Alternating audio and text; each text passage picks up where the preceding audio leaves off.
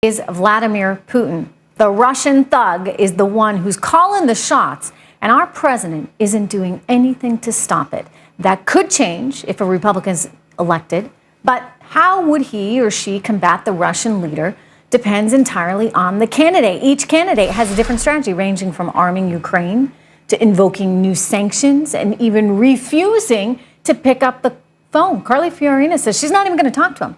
And then, folks, there's Donald Trump, whose strategy seems to be let Russia take care of the world's problems and give us a break. Watch it. If he wants to fight ISIS, let him fight ISIS. Why do we always have to do everything? I say there's very little downside with Putin fighting ISIS, and Putin wants to keep ISIS out of Russia.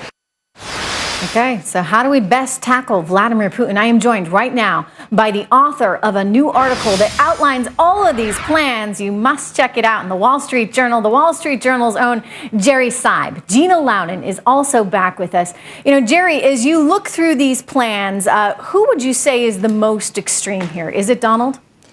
Well, on one side, it's definitely Donald Trump. I mean, he has staked out a position that's quite different from everybody else's, except maybe Rand Paul's. And his view is essentially, let's let Vladimir Putin, as you just heard, sort of play the game he wants to play in Syria. We'll step back and let him handle this one. The Ukraine is a problem, but it's Europe's problem, Germany's problem in particular. I'm not worried about that. I'm not going to shun Vladimir Putin. I'm going to get along with him. I'm going to have a great relationship with him. I'm going to talk with him plenty. So he's basically staking out a totally different position than most of the other candidates who, by various degrees, want to either shun Vladimir Putin or punish him with more economic sanctions or increase the military pressure on him in Syria and in Europe. When we've tried that before, Jerry, it hasn't worked out so well. I mean, you think back to the sort of isolationist approach we took ahead of World War II, and look what happened. Well, look, I mean, I think that's where most of the Republican Party is, but there is now definitely an anti-interventionist wing in the Republican Party that's visible. Donald Trump is to some extent speaking to and for that wing. So is Rand Paul. And there are some people in the electorate who are tired after 12, 13 years in Iraq and Afghanistan on both the Democratic and the Republican side. So there's a resonance to this argument. It's definitely counter to the mainstream foreign policy thinking of the Republican Party, though. Gina, when you look through some of these other policies, you look at, say, Carly Fiorina's, and she's saying, you know, we're just not going to talk to him. How does that work?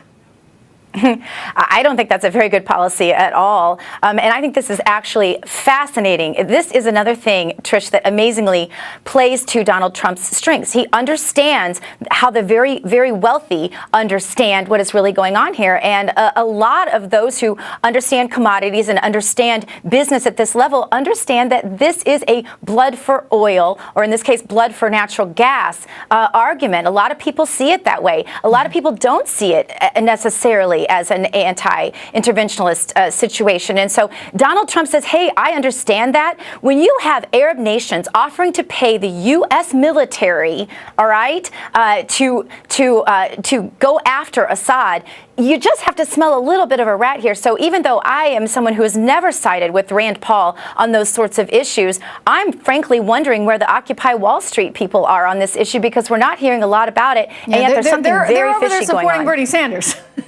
Yeah, exactly. Exactly. But why aren't they screaming about this?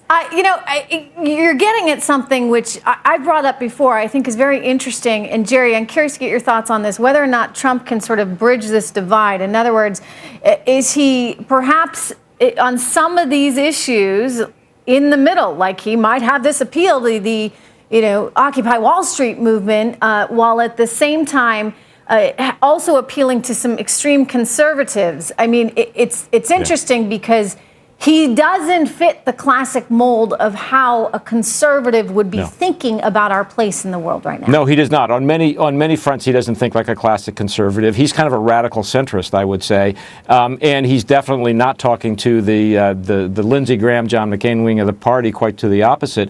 And I do think there's a left and right coming together to some extent on this front. And you know, I mentioned Rand Paul. Ted Cruz is a little bit in that space too. He says we should be active in the world, we should be involved, but that doesn't mean we need to get involved with troops on the ground every time there's a problem. Right. Ted Cruz is trying to find a middle ground, a kind of a point in the triangle, as he refers to it. So it's not only Donald Trump. We also can see that Bush is suggesting we just need more sanctions, that new sanctions might actually do the job. Jerry, in terms of your analysis that you guys have done at the Journal, overall, is that a successful enough strategy, or does he need something more? Yeah, it's an interesting question. The sanctions on Russia are definitely working in the sense they are pinching, they are creating economic pain. What's not working is that Vladimir Putin has figured out how to basically bring forth nationalist sentiments in Russia that make people willing to endure the pain. He's blaming it on the West and essentially saying this is the price you pay to make Russia a great country again, and that is working. So that nationalism, which again, I hate to make these comparisons, but you look at where the world was pre-World War II, and you saw a lot of that nationalism and that sort of blaming there in Germany. Anyway, thank you very much, Jerry and Gina. Always good to have you guys on the program.